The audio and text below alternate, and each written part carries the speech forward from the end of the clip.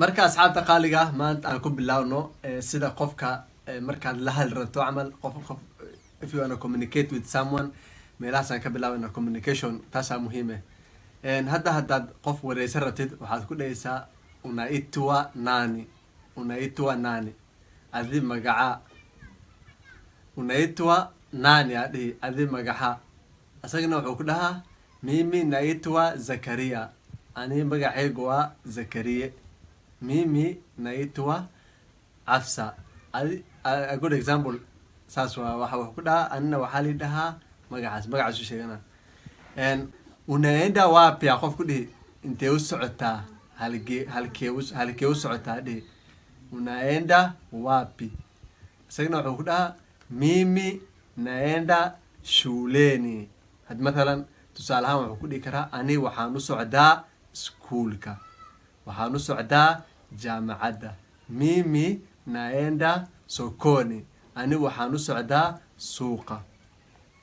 mimi naenda sokoni camal ku dhaha mimi naenda sokoni waxa way ani waxaan u jeedaa suuqaan u jeedaa sokoni waa suuq meel socotaan haddana waxaad ku dhihi umekula chakula cunta ma cuntay ama umekula kila hadaad ma cuntay ma soo manjays umekula ku dhihi isagana wuxuu ku dhaha hadduu soo cun nimekula ama nimeala uu ku dhaha waan soo cunay umekunywa adhihi haddana umekunywa maji camal ha ku dhihi biya ma cabtay umekunywa maziwa caana maziwa waa caana maji waa biyo umekunywa maji haddaa ku dhahdid biya ma cabtay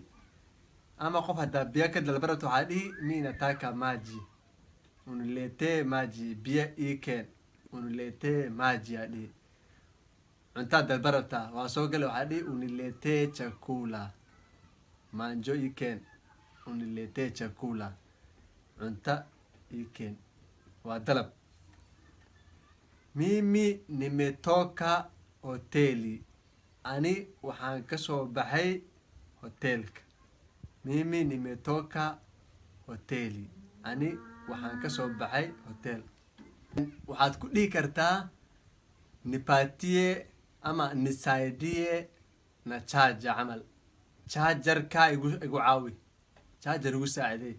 nisaidie na charger ama nisaidie na kalaam waad dhihi kartaa qalin igu saacidey